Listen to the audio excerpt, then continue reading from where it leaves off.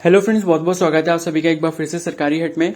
तो इस वीडियो में जो है हम लोग देखने वाले हैं कि जो एम्स नॉर्सेट 2022 का जो नोटिफिकेशन रिलीज किया गया है ऑफिशियली, तो उसकी एलिजिबिलिटी क्या है उसके बारे में हम लोग यहाँ पर डिस्कशन करेंगे। ठीक है, तो एम्स नॉर्सेट का जो 2022 के लिए नोटिफिकेशन है वो कल यानी कि 4 अगस्त 2022 को रिलीज कर दिया गया है। कल से ही आपकी एप्लीकेशन फॉर्म फिल करने का प्रोसीजर स्टार्ट हो चुका है। एप्लीकेशन फॉर्म किस तरीके से फिल करना है उस पर मैंने डिटेल्ड वीडियो जो है अपलोड कर दी है चैनल पर। ठीक है, तो वो भी आप जाकर देख सकते हैं। उसका जो लिंक है वो मैं कमेंट सेक्शन में पिन कर दूंगा। ठीक है, तो एप्लीकेशन फॉर्म किस तरीके से फिल करना है वो आप अच्छे से समझ लेना, उसके बाद ही जो है अपना एप्लीकेशन फॉर्म फिल करना है, क्योंकि उसमें थोड़ी सी भी अगर आप गड़बड़ी कर देते हो तो आपका एप्लीकेशन फॉर्म जो है एम्स की तरफ से रिजेक्ट कर दिया जाएगा। समझ आ गई बात? तो बेसिकली नॉर्सेट जो होता है वो होता है आपका nursing officer recruitment common eligibility test. ठीक है, तो बेसिकली ये एक जॉब के लिए, रिक्रूटमेंट के लिए जो है नोटिफिकेशन रिलीज किया गया है। तो मतलब जो भी एम्स होते हैं, ठीक है, तो उन एम्स के अंदर किसी को अगर नर्सिंग ऑफिसर बनना है, जब वो अपनी ग्रेजुएशन कंप्लीट कर लेता है नर्सिंग में, ठीक है, तो वो जो है इस एग्जाम को देकर, इस एग्जाम को क्रैक करके जो है नर्सिंग ऑफिसर की जॉब ले सकता है। ठीक है, तो ये मैंने आपको ब्रीफ कर दिया है। तो कुछ स्टूडेंट्स थे उनको इसके बारे में नहीं पता है, तो मैंने आपको ये क्लियर कर दिया है। ठीक है, हाँ, तो वो मैं बता रहा था। और जो बाकी इसके एग्जाम पैटर्न, सिलेबस और बाकी जो भी आपके डाउट्स होंगे उन पर जो भी मैं वीडियोस डालूंगा वो मैं सारी प्लेलिस्ट में ऐड कर दूंगा, और वो प्लेलिस्ट आपको चैनल पर मिल जाएगी एम्स नॉर्सेट 2022 के नाम से। ठीक है, तो उस प्लेलिस्ट में जाके आप सारी वीडियोस चेकआउट कर सकते हो बाद में भी। ठीक है, और उसका लिंक भी जो है वो मैं कमेंट सेक्शन में पिन कर दूंगा। बाकी और कोई डाउट होता है आपको मतलब एप्लीकेशन फॉर्म वगैरह से रिलेटेड, तो आप मुझे इंस्टाग्राम पे भी मैसेज कर सकते हो। उसका भी जो लिंक है वो कमेंट सेक्शन में मैंने पिन कर रखा है। ठीक है, तो हाँ, एक चीज और मैं बताऊंगा कि नॉर्सेट का जब आप एप्लीकेशन फॉर्म फिल करो तो फोटो वगैरह बहुत ध्यान से अपलोड करनी है। वो कैसे अपलोड करनी होगी उस पर भी वीडियो जल्दी ही अपलोड हो जाएगी। ठीक है, तो वो भी जरूर आप देख लेना। तो यहां पर देखो लिखा हुआ है, online application is invited for the nursing officer recruitment common eligibility test NORCET 2022 for the recruitment of nursing officer post at level 7 in the pay matrix pre revise pay band 2 of 9300 to 34,800। ठीक है, तो ये आपका level 7 की जो है ये job है। ठीक है, यहाँ पर पे मैट्रिक्स जो दे रखी है वो बैंड 2 के हिसाब से 9300 से लेकर 34,800 ये आपका पे बैंड है, और ग्रेड पे आपका 4600 है। ठीक है, और ये ग्रुप बी की वैकेंसी है। अब इस बार मैं आपको बता दूं कि जो नॉर्सेट का नोटिफिकेशन आया है तो उसमें कुछ एडिशनल वैकेंसीज आई हैं आपकी NIRTD की, यानी कि national institute of respiratory and tuberculosis department. ठीक है, तो वो दिल्ली में ही है। तो वो जो दिल्ली में NIRTD का जो डिपार्टमेंट है वहां पर शायद 10 या 11 वैकेंसीज उसकी भी हैं। तो उसमें भी जो रिक्रूटमेंट होगा वो आपके नॉर्सेट के एग्जाम के बेसिस पर ही होगा। ठीक है, उसके बारे में मैं एक अलग से वीडियो बना दूंगा, उसकी जो भी डिटेल्स हैं। ठीक है, तो आपको वो समझ आ जाएगा। ठीक है, और चैनल को जरूर सब्सक्राइब कर लेना और बेल आइकन को प्रेस कर लेना अगर आप नॉर्सेट 2022 का जो है एग्जाम देने वाले हो। ठीक है, अब यहाँ पर एलिजिबिलिटी क्राइटेरिया की अगर हम बात करें तो पहली जो इन्होंने एलिजिबिलिटी क्राइटेरिया दिया, यानी कि जो क्वालिफिकेशन आपके पास होनी चाहिए, आपने जो है BSc ऑनर्स नर्सिंग जो है वो आपने अपना पूरा कंप्लीट किया हो, या फिर BSc नर्सिंग कंप्लीट किया हो किसी भी ऐसे इंस्टीट्यूट से जिसके पास रिकॉग्निशन हो INC का या फिर स्टेट नर्सिंग काउंसिल का। ठीक है, यानी कि इंडियन नर्सिंग काउंसिल या फिर स्टेट नर्सिंग काउंसिल से उसको एफिलिएशन मिला होना चाहिए। ऐसे इंस्टीट्यूट से आपने अपना BSc नर्सिंग या फिर BSc ऑनर्स नर्सिंग का जो कोर्स है वो कंप्लीट होना चाहिए। ठीक है, तो ये एक पहली एलिजिबिलिटी, अगर आपके पास ये है तो आप एलिजिबल हो नॉर्सेट 2022 के लिए। दूसरी एलिजिबिलिटी ये है कि आपने BSc पोस्ट सर्टिफिकेट या फिर पोस्ट बेसिक BSc नर्सिंग कर रखा हो किसी भी ऐसे इंस्टीट्यूट से जो INC या फिर स्टेट नर्सिंग काउंसिल से रिकॉग्नाइज्ड है। ठीक है, तो पोस्ट बेसिक नर्सिंग वाले कैंडिडेट्स या फिर BSc पोस्ट सर्टिफिकेट जो होता है आपका नर्सिंग में, वो भी अगर आपने करा है तब भी आप एलिजिबल होंगे। दूसरी कंडीशन ये थी है कि आपके पास एजुकेशनल क्वालिफिकेशन तो ये होनी चाहिए, यानी कि BSc नर्सिंग हो या फिर BSc ऑनर्स नर्सिंग हो या फिर आपके पास BSc पोस्ट सर्टिफिकेट हो नर्सिंग में या फिर आपके पास पोस्ट बेसिक BSc नर्सिंग हो। ठीक है, तो इन चारों में से कोई भी हो, उसके साथ में जो है आपका रजिस्ट्रेशन होना चाहिए as nurses and midwife with state या इंडियन नर्सिंग काउंसिल। ठीक है, तो आप जैसे स्टेट से बिलोंग करते हो या वहां पर या फिर इंडियन नर्सिंग काउंसिल में जो है आपका रजिस्ट्रेशन होना चाहिए as a nurse and as a midwife. ठीक है, तो ये इसके लिए कंपलसरी आपकी एलिजिबिलिटी है। ठीक है, तो ये दो चीजें आपके पास होनी चाहिए, तभी आप नॉर्सेट 2022 का एप्लीकेशन फॉर्म फिल कर सकते हैं। ठीक है, उसके बाद अगर आपने सपोज ये चारों कोर्सेज नहीं किए हैं, ठीक है, आपने सपोज GNM कर रखा है, तो उस केस में आपकी एलिजिबिलिटी क्या रहेगी?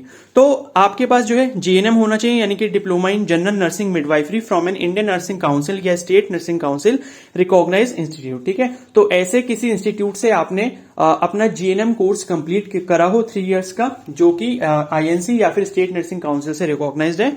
उसके साथ आपका जो है रजिस्ट्रेशन होना चाहिए स्टेट या नर्सिंग काउंसिल में एज नर्सेज एंड मिडवाइफ। ठीक है, तो नर्सेज और मिडवाइफ का जो रजिस्ट्रेशन है वो आपका किसी भी काउंसिल में हो, यानी कि या तो स्टेट में हो या फिर इंडियन नर्सिंग काउंसिल में हो। तीसरी कंडीशन ये है जीएनएम वालों के साथ कि उनके पास मिनिमम 2 इयर्स का एक्सपीरियंस होना चाहिए 50 बेडेड हॉस्पिटल में।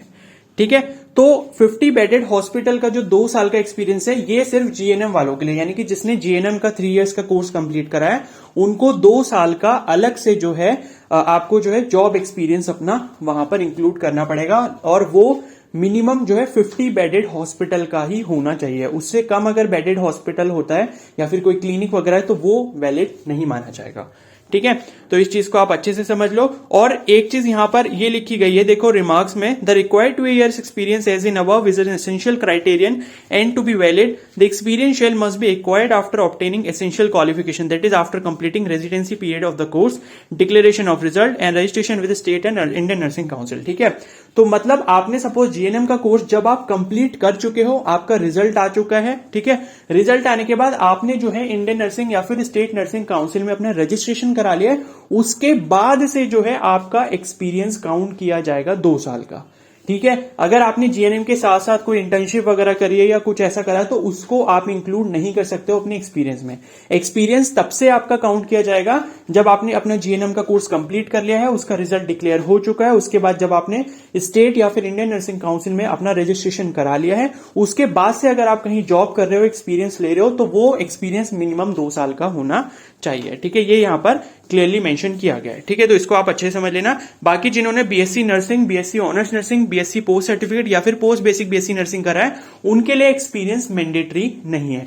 अगर आपके पास एक्सपीरियंस है तो अच्छा है, अगर नहीं है तो भी कोई प्रॉब्लम नहीं है, उसको आपके रिजल्ट में या फिर आपके जो मेरिट है उसको बनाने में ऐड नहीं किया जाएगा। ठीक है, तो ये चीज ध्यान रखना। लेकिन उनके लिए स्टेट या फिर इंडियन नर्सिंग काउंसिल में रजिस्ट्रेशन होना कंपलसरी है। ठीक है, तो ये दोनों कैटेगरीज के लिए कंपलसरी है, चाहे आपने बीएससी नर्सिंग कराओ या फिर अपने जीएनएम कराओ। ठीक है, अब अगर हम एज की बात करें तो एज लिमिट जो है मिनिमम यहां पर 80 to 30, मिनिमम एज जो है 18 ईयर्स है और मैक्सिमम एज जो है 30 ईयर्स है। तो 18 ईयर्स से लेके 13 ईयर्स तक जो है 30, ठीक है 30 ईयर्स तक जो है ये आपकी यहां पर एज लिमिट दी गई है नॉर्सेट 2022 के लिए। ठीक है, बाकी यहां पर जो है कुछ रिलैक्सेशंस भी दिए गए हैं, वो मैं आपको बताता हूं। बाकी इसकी जो एग्जाम डेट है वो 11 सितंबर 2022 को हो, 2022 को है। ठीक है, तो यानी कि उस दिन संडे है, तो उस दिन ये सीबीटी मोड में आपका एग्जाम कंडक्ट करवाया जाएगा। बाकी जो भी रिलैक्सेशंस होते हैं एज के लिए वो भी यहां पर दिए हैं, देख सकते हो आप एज रिलैक्सेशन। तो यहां पर एससी और एसटी कैटेगरी के लिए 5 इयर्स का एज रिलैक्सेशन है, मतलब 30 + 5 यानी कि 35 तक अगर आप हो और एससी या एसटी कैटेगरी को बिलोंग करते हो तो आप जो है नॉर्सेट 2022 के लिए एलिजिबल हो। ओबीसी कैटेगरी के लिए 3 इयर्स का जो है एज रिलैक्सेशन है। पीडब्ल्यूबीडी कैटेगरी के लिए जो है, पीडब्ल्यूबीडी जो सब कैटेगरी है, ठीक है, उनके लिए 10 इयर्स का जो है एज रिलैक्सेशन दिया गया है। अगर आप ओबीसी कैटेगरी में आते हो और उसके बाद जो है सब कैटेगरी आपकी पीडब्ल्यूबीडी है, तब आपके पास 13 इयर्स का जो है एज रिलैक्सेशन है, यानी कि 43 अगर आपकी एज है मैक्सिमम, तब भी आप नॉर्सेट 2022 के लिए एलिजिबल हो। और अगर एससी या एसटी कैटेगरी से आप बिलोंग करते हो, उसके साथ में आपकी पीडब्ल्यूबीडी सब कैटेगरी है, तब आपके पास 15 इयर्स का एज रिलैक्सेशन है और 45 इयर्स ऑफ एज तक जो है आप नॉर्सेट 2022 के लिए एलिजिबल हो। ठीक है, उसके बाद कोई भी अगर ऐसा एक्स सर्विस मैन है या फिर कमीशन ऑफिसर है, ठीक है, इंक्लूडिंग ईसीओ एंड एसएससीओ, ठीक है, तो ये चीज ध्यान रखना। तो ये जो भी होंगे एक्स सर्विसमैन या फिर कमीशन ऑफिसर्स, तो उनके लिए 5 इयर्स का जो है रिलैक्सेशन यहां पर दिया गया है। ठीक है, बाकी यहां पर कुछ सेंट्रल गवर्नमेंट सिविलियन एम्प्लॉयज के लिए भी जो है यहां पर रिलैक्सेशन दिया गया। अगर आप सेंट्रल गवर्नमेंट के सिविलियन एम्प्लॉय हो, सिविलियन मींस जो डिफेंस में नहीं आते हैं, ठीक है, तो अगर आप सिविलियन एम्प्लॉय हो, जनरल या फिर अनरिजर्व कैटेगरी से आप हो, ठीक है, और आपने जो है मिनिमम 3 इयर्स की जो है कंटिन्यूस सर्विस की है, तो आपके लिए 5 इयर्स का एज रिलैक्सेशन यहां पर दिया गया है। और अगर आप ओबीसी कैटेगरी से हो, सेंट्रल गवर्नमेंट सिविलियन एम्प्लॉय, तो आपके लिए 8 इयर्स का जो है रिलैक्सेशन दिया गया है। और अगर आप एससी या फिर एसटी कैटेगरी से हो, सेंट्रल गवर्नमेंट के सिविलियन एम्प्लॉय थे पहले और मिनिमम आपने 3 इयर्स की सर्विस दी है, तो आपके लिए जो है 10 ईयर्स का यहाँ पर रिलैक्सेशन दिया गया है। ठीक है, तो ये जो है कंप्लीट एलिजिबिलिटी क्राइटेरिया के बारे में हमने बात कर ली है। बाकी कास्ट सर्टिफिकेट वगैरह के बारे में भी हम लोग डिटेल में आगे बात करेंगे। ठीक है, तो आप सभी से रिक्वेस्ट है कि चैनल को जरूर सब्सक्राइब कर लें और बेल आइकन को प्रेस कर लें। बाकी एलिजिबिलिटी क्राइटेरिया में मैक्सिमम यही था, बाकी और कुछ ऐसा नहीं है। ठीक है, तो एज लिमिट के बारे में हमने बात कर ली है, और कोर्सेज मतलब क्वालिफिकेशन आपके पास क्या होनी चाहिए, कितना एक्सपीरियंस होना चाहिए, किसके पास एक्सपीरियंस की जरूरत नहीं है, ये सारी चीजें हमने देख ली है।